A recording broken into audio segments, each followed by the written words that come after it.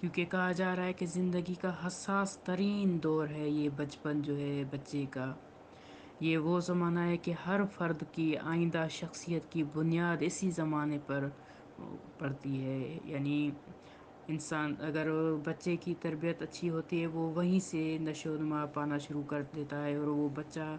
یعنی کیا کہتے ہیں کہ ایک خاص شکل و صورت اختیار کرتے ہیں، یعنی اس حالت میں کہ اس کو جو ماحول ملتا ہے اس میں بچہ دیکھتا ہے سارا کچھ اور وہی سیکھتا ہے۔ یہ ایک یوں سمجھے کہ تربیت بچے کی یہاں سے شروع ہوتی ہے۔ کوئی چھوٹا سا انحراف یعنی کسی بھی طرح کے بری جو ایک کیا کہتے ہیں کہ کوئی اگر غلط الفاظ استعمال کرتا ہے یا اچھے استعمال کرتا ہے تو وہ اسے اپنی طرف جو ہے وہ ذہن میں جو ہے وہ سماتا جاتا ہے کہ کون سا ماحول اس پر اثر کرتا ہے، کہ اگر اچھا ہے تو اچھا اثر کرے گا، اور اگر برا ہے تو برا جو ہے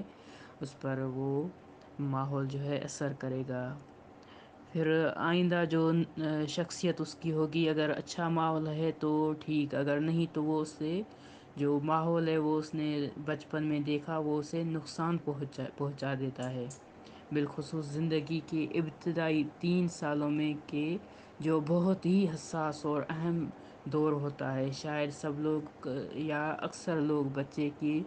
شیر و خوارگی کے زمانے سے بالکل کیا کہتے ہیں کہ غافل ہوتے ہیں، کہ اسے کچھ پتہ نہیں ہے یا اتنا اسے سمجھ بوجھ نہیں ہے، لیکن وہ سمجھ رکھتا ہے اس کی اہمیت کے بالکل قائل نہیں ہوتے ہیں۔ کہتے ہیں کہ بچے ہیں، بچے خصوصاً جو چھوٹے ہوتے ہیں اسے کچھ باتیں ایسی سمجھ نہیں آتی، لیکن کچھ ایسی ہوتی ہیں جو سمجھ میں آ جاتی ہیں انہیں کہ یہ کیا مسئلہ ہے اور کیوں ہو رہا ہے۔ یعنی سامنے والا جو فعل ہے وہ تو دیکھ رہے ہیں نا کہ والدین کیا کر رہے ہیں، کیا بات کر رہے ہیں آپس میں، اور بچوں کے سامنے بالکل بھی ایسی بات نہ کی جائے جو بچوں پہ برا اثر پڑے، جس کا وہ بچوں سے یعنی بچوں کو، اور اگر ممکن ہو تو 3 سال کے بعد بچوں کو الگ روم میں رکھا جائے تاکہ ان کو والدین کے حوالے سے معلومات اتنی زیادہ نہ ہو جو آپس میں بات کرتے ہیں یا جو بھی ایسی بات ہو۔